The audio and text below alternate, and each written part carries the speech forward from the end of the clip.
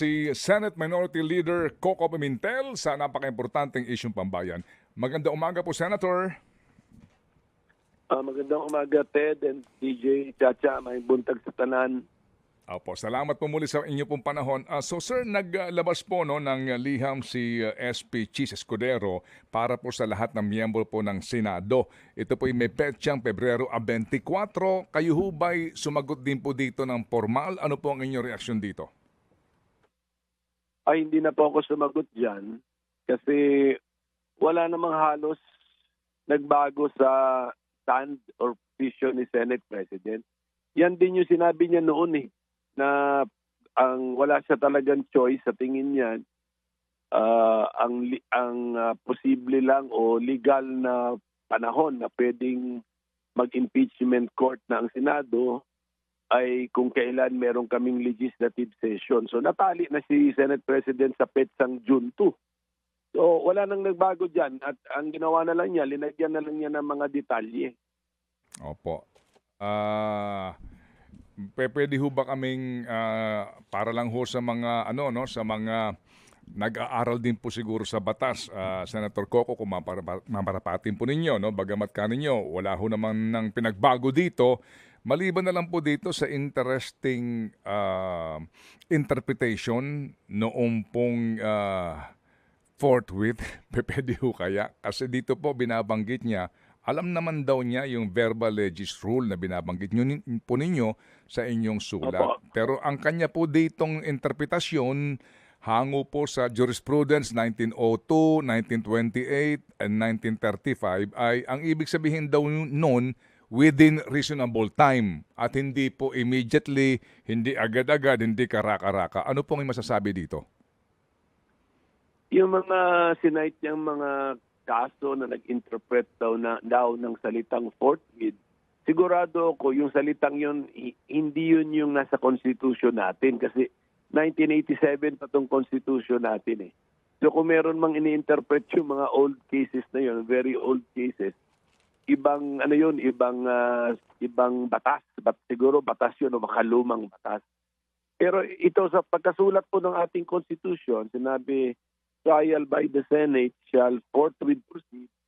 Tapos kung makikita natin na meron pang isang rule sa ating konstitusyon na bawal abalahin ang opisyal na mataas by impeachment cases na sobrang dalas. Kaya merong 1-year rule na isang beses mo lang abalahin sa impeachment yung mga matataas na opisyalis natin sa kada taon.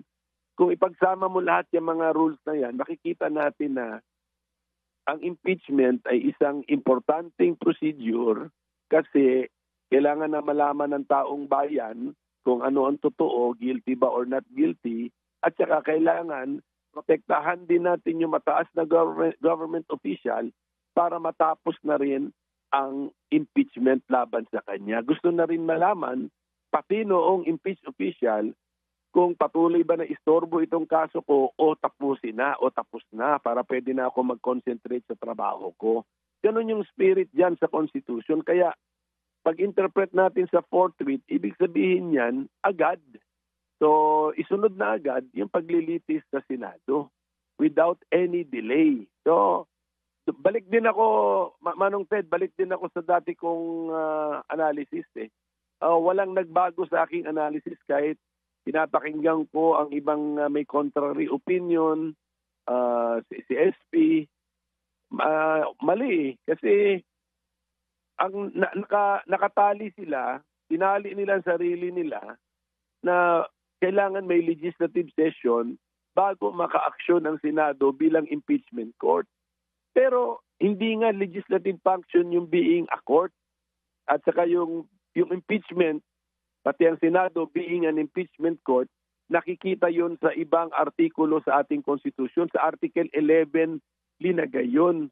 Samantalang yung Senado at Kongreso, House bilang legislature or legislative function, linagay yun sa artikulo 6.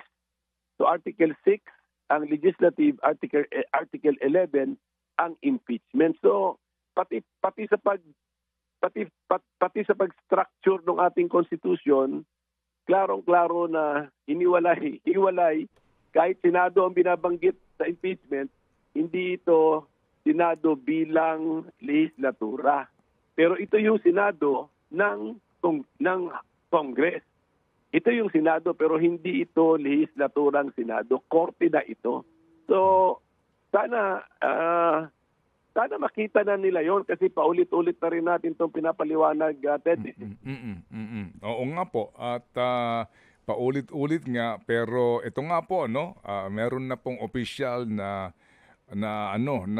interpretasyon ang Senate President sa mamamagitan po ng kanyang sulat po sa inyo. So ngayon, sabi nga ninyo, wala naman nagbago dyan sa calendar na sinasabi pa ni SP noong pa man. So kung ganun po, no, na June 2 pa ang resumption po ng inyong sesyon at ngayon po ay Marso 3 pa lamang, paano po yung usapin ng pagbubuo so far po ng mga importanteng mga paghahanda dito gaya ng binabanggit niya, yung pong ating rules ng impeachment? Meron ho ba kayong panukala dito kung sakasakali para kung ganun talaga ang kanyang gusto mangyari na June 2 pa ito para kahit pa paano mabawasan na kayo ng trabaho by June 2? Oo, marami namang ginagawa na yung mga opisina sa Senado, binigyan niya na ng designation na pangkorte. Si Senate Secretary, sabi niya, ikaw yung clerk of court. So, mga logical naman yan. Tapos, ang nalalaman ko, nagda-dry run na sila doon or yung physical arrangement, check na nila kung ano yung magandang pwesto ng mga table namin, upuan namin, kung sakaling ang korte na ang Senado. Pero yung rules na yan, yung existing rules namin, naka-publish na yan, inadapt naman yan eh. Naka-impeach na dumaan na yan sa isang trial eh. Sufficiente na yan actually. Pero kung meron lang kaming idadagdag dyan na detalye, ang idadagdag namin, hindi mga strange na mga idea, yung mga out of this world na idea. Ang ilalagay lang naman namin dyan na karagdagan, galing din sa rules of court. Sinabi din sa existing rules namin, sinabi na namin na suppletory ang may supplemental effect ang rules of court. So, automatic na rin yun. Pero pwede naming piliin pa kung ano man yung nasa rules of court na gusto na naming isulat dyan sa rules namin para lang siguradong yun ang tinutukoy namin na mayroong supplemental effect na galing sa rules of court. So hindi na masyadong hindi na masyadong controversial yon kung masulat man yun o hindi. Opo. So kumbaga itong paghahanda na ito, hindi naman siya mahirap gawin, Senator. Yes. Oo. Lahat ng paghahanda, para sabihin na lang natin, tawagin na lang natin yan na preliminaries. Ang iba ay physical, ang iba ay mental or intellectual work na i-reduce din natin sa pagsusulat, reduced in writing. Opo. Pero yung pong usapin mismo ng pagtanggap na ng kaukulang mga ebidensya, lahat po ng mga doon mismo po na sakop ng actual impeachment process, definitely hindi pa ito mangyayari sa pagbabalik po ninyo doon sa 6 days ng inyong remaining session days. O mangyayari lang yun kasi kung naka-oath na. Kasi bilang judges, mag-oath din kami. Tandaan natin na sa paniniwala nga na kailangan naka-legislative session kami, pati yung pag-oath namin, June 2 na yung pinakamaaga nun. Kaya nga tayo nasasayangan kasi nga pwede na sana nag-oath kami ngayon tapos pasagutin na namin yung impeach official kasi may 10 days yan eh. Padala ng summons, bigyan ng 10 araw sumagot. Tapos ang panel of prosecutors meron 5 araw para sumagot. So kalahating buwan na kaagad yun ha. So sayang ba? Sayang kasi walang magagawa sa substance. Kapag sinabi nating substance yung ang pinapakilos, ang pinapakilos mo na yung yung na-impeach na opisyal, saka yung mga prosecutor. Walang magagawa sa substance hangga't hindi pa nakakonvene ang korte. Ang manifestasyon na nakakonvene na ang korte ay nanunumpa na yung nanunumpa na yung membro ng korte. So Senate President mag-o-oath yan, ang mga senators mag-o-oath yan. Ang aking point, pwede na nga namin gawin yan eh. Pwede na namin sana ginawa yan ngayong araw, pwede namin gawin yan next week. Kasi ang aking point, hindi kami kailangan naka-legislative session, pero naka-court in session kami. Court in session, hindi legislative session. Opo. At kung yung nga pong inyong kaisipan po ang sana'y masusunod, bahala na kung may mag-question ito eventually. Ano po, Senator Coco, no? Meron talaga mag-question yun kasi kahit itong hindi namin pagkilos, meron din nag-question eh. Meron talaga. So, mas mabuti na yung tamang interpretation ng Constitution, sa tingin namin yun ang tama, sundin namin, then yung taong apektado, takbo na siya sa korte to question us. Ganun ang proseso. Opo. Sana pinipigilan kami, sana yung kaso ay pinipigilan kami kaysa yung kaso ay ginigising kami. Ganun na lang yan ang kaso ngayon eh. Ang kaso ngayon, ginigising ang Senado. Mas maganda yung pinipigilan ang Senado kasi ibig sabihin nun, kumikilos ang Senado. Senator, ito ho, ano ho ba ang danger nito sa usapin po ng mas maraming question kung magsisimula pa yung actual na trial sa 20th Congress or after nga ng first regular session day ng 20th Congress on July 28. Number one, issue din po noong continuing body kasi 12 lang ang matitira eh. 'Di ba? At yung 12 na 'yan magtatawid pero hindi pa daw po majority 'yon. Pangalawa, kung valid pa ba yung articles of impeachment na inihain sa 19th Congress. Ganun po mga usapin. Ano ba ang danger nito kung sakasakaling itatawid nga ito hanggang 20th Congress? Yung pagtawid ng impeachment, kasi kunyari June 2 pa yan umpisahan, talagang hindi na yan matatapos nung 19th Congress na Senado. Kasi June 30, tapos na yung term, tapos na yung term ng mga nahalal nung para sa 19th Congress.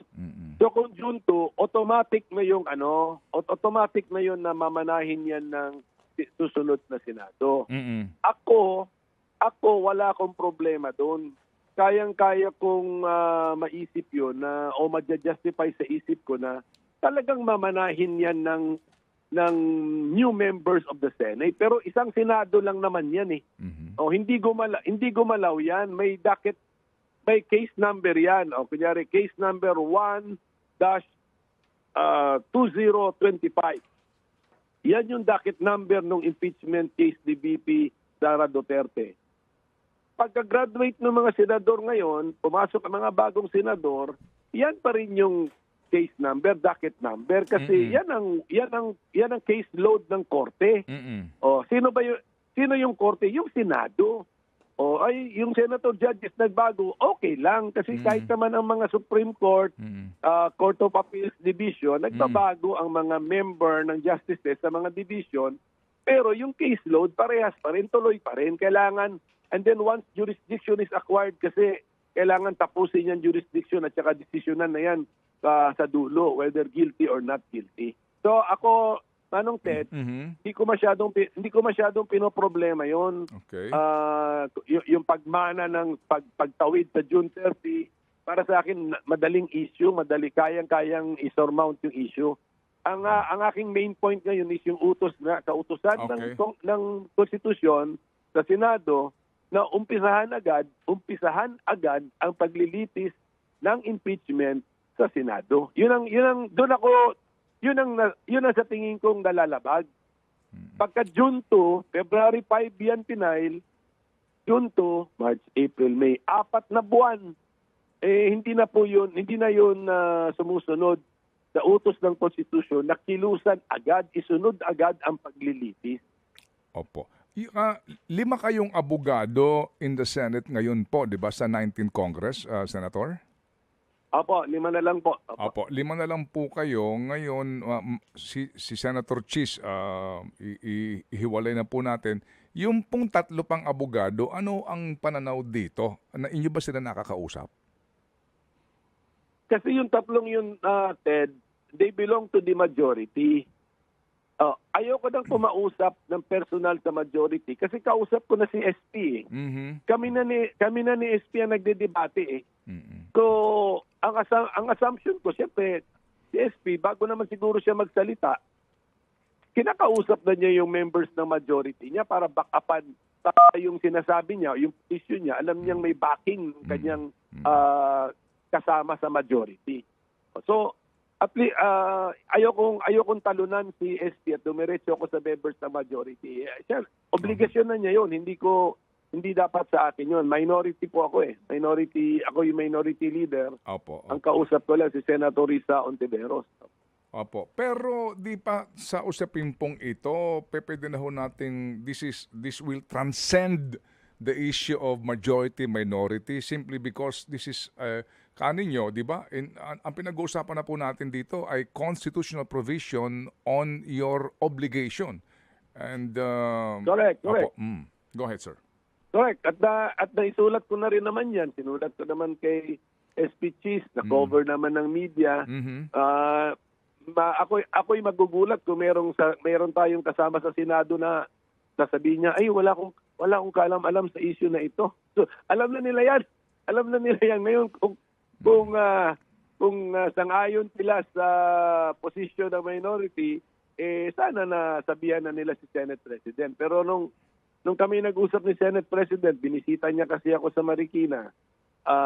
Yan yung pagkatapos nung pinablish na niya yung schedule niya. Tinanong ko siya, Senate President, can I make the assumption that itong linabas mo na mga detalye, may kalendaryo ka na, meron ka pang ibang mga proposed ideas, ito ba ay nakonsulta mo sa majority? Ang sabi niya sa akin, tama yung assumption mo. So, gano'n na po yun. So, let it be.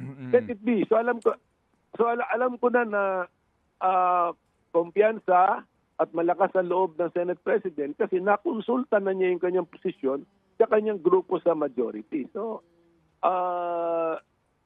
mukhang gano'n na nga, Ted, ang nangyari. Kaya walang nagbago. Suportado naman pala ng majority kahit yung original position or opinion ni SP Cheese.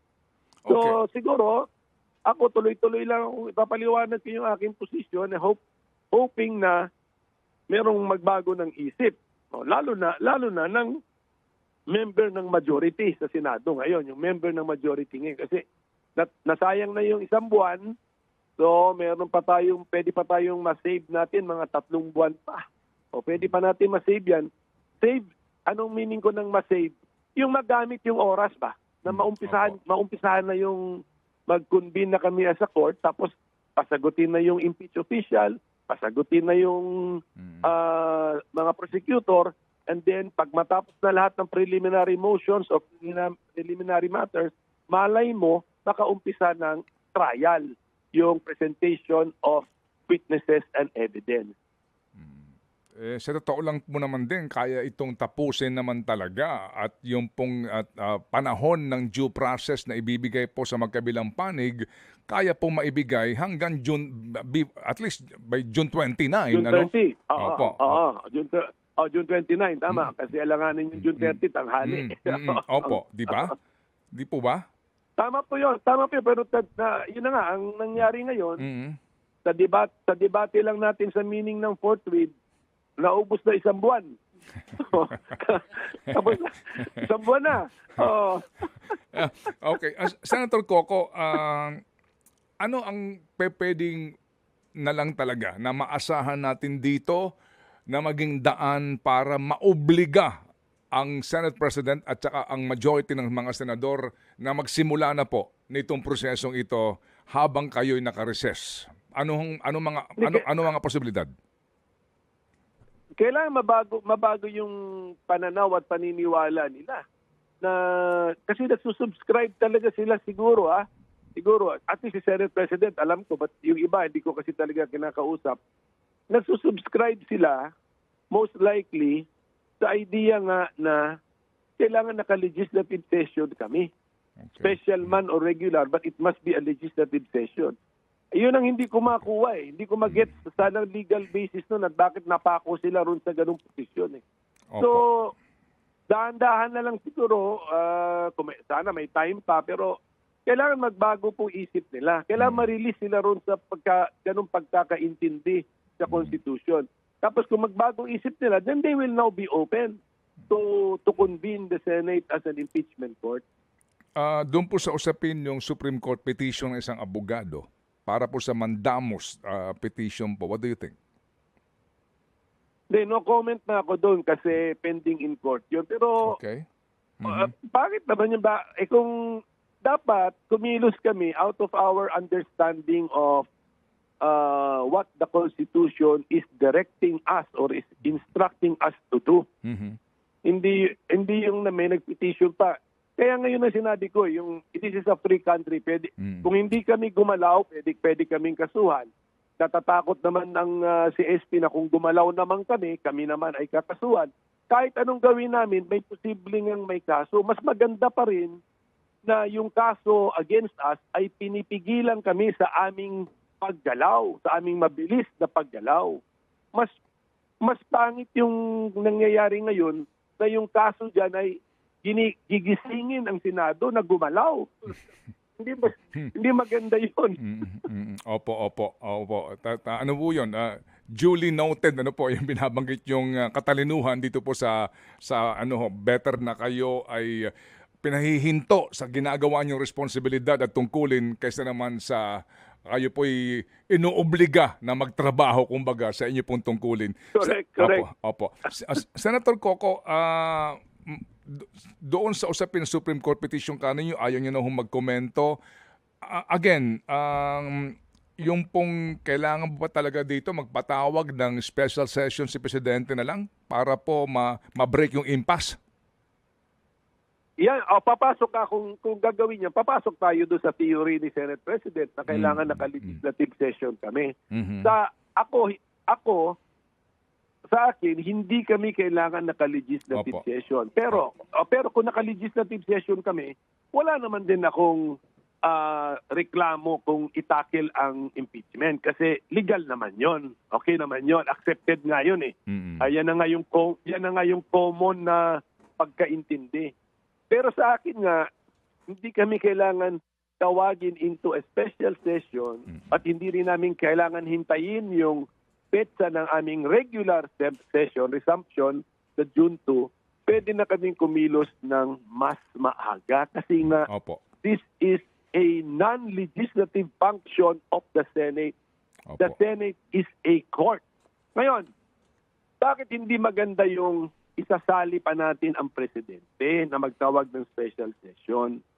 Kasi ang Presidente himself, the position of the President is also impeachable. So, imaginein mo yung situation na nangyari ngayon ito, pero yung ini-impeach ay Presidente. Tapos sasabihin natin, hindi namin makilusan kasi kailangan namin yung Presidente magtawag ng special session. Mangyayari ba yun na yung taong na-impeach, siya ang tatawag ng special session para ma-impeach na siya dahil excited na siya sa kanyang impeachment na kaso? So yan po yung illustration talaga na hiwalay po talaga ang legislative function ng Senado at sa kanyang function na korte. Wala dapat involvement ang presidente rito kasi nga pati ang presidente ay impeachable official.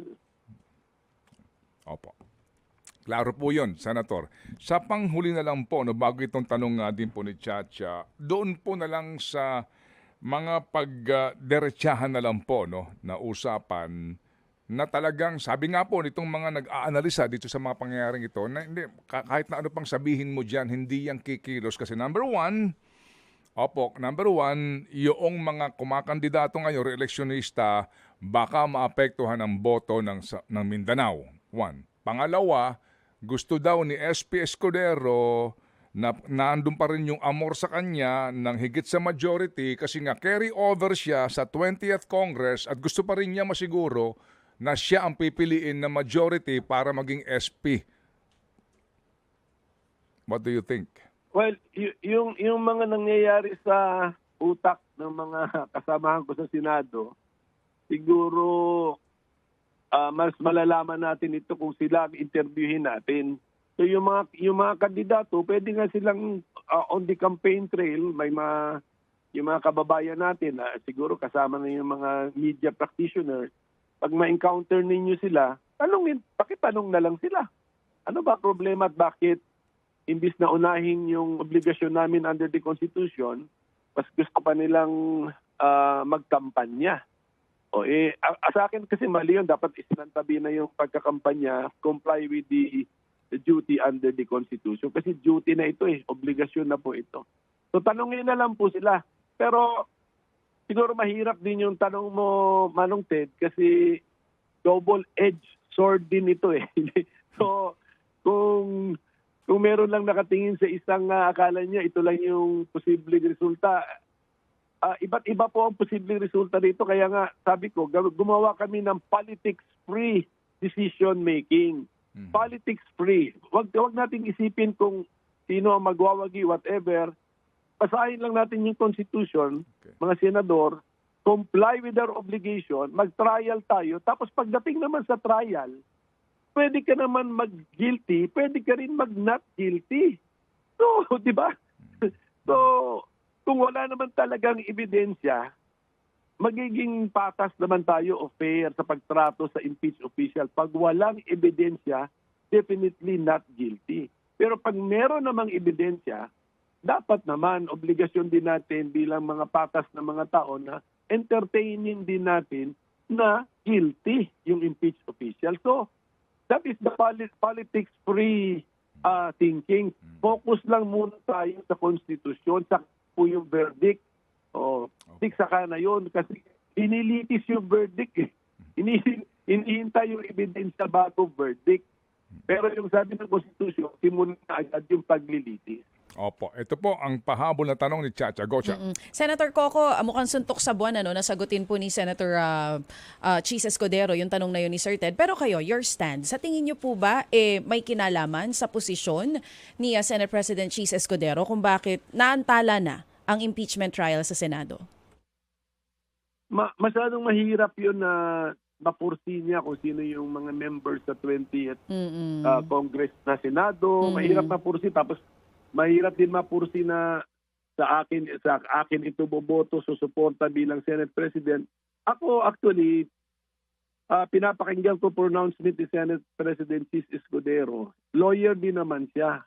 He subscribes. Ako, kumbinsido ako na he really subscribes to that school of thought. Yung kampo na yun na ang point nila na kailangan naka-legislative session ang Senado, ang Kongreso, bago makakilos ang Senado bilang impeachment court. Doon sila napako . Ayun ang, para sa akin, yun ang pinaka-critical na pagkakamali nila nung na pinako na nila ang sarili nila sa ganung paniniwala. Di wala na talagang choice. It's either special session called by the President or resumption of regular session on June 2. So, mali yun kasi pang Article 6 na thinking yun . Kaya nga sinasabi ko, ang impeachment nasa Article 11. Kaya wag tayo mapako sa Article 6 na thinking. Article 11 kami mag-focus. So, yan na lang po. Ayoko nang bigyan ng mas political na motivation. I think he really subscribes to this other idea na sa tingin ko madali namang madaling ma-refute yung position nila . Oo. Sige. Okay, sige po. Last na lang po, Senator Coco, bago po namin kayo bitawan.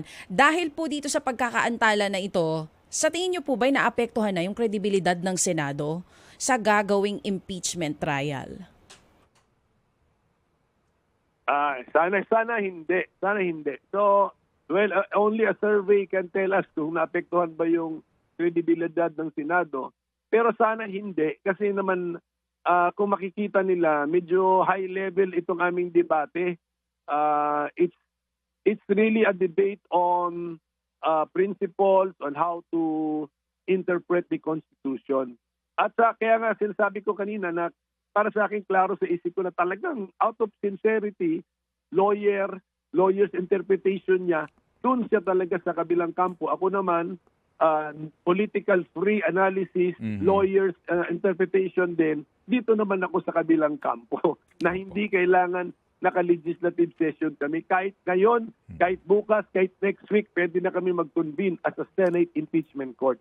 Okay, klaro po yan. So Senator Coco, kami po ay muling iistorbo sa inyo kasi naniniwala po kami na sa ganito pong uri ng talakayan, baka naman po tayo makatulong din na magkaroon po ng, ng kahinahunan ang lahat sa pananaw, na binabanggit po ninyo na dapat talaga hindi na po mag-atubili ang Senado na simulan na kaagad ang proseso. Yan po ang ating pong panawagan. Huwag ho tayo magsawa po sa kakapaliwanag, Senator Coco. Tama po, dahil sa tingin ko nasa tama tayo. Salamat. Salamat, Senator Coco. At muli kaming tatawag po para kayo istorbohin, ha? Salamat po na marami. Thank you, Senator Coco. Salamat po. Dagang salamat kanimo, sir. Si Senador Coco Pimentel, ang Senate Minority Leader.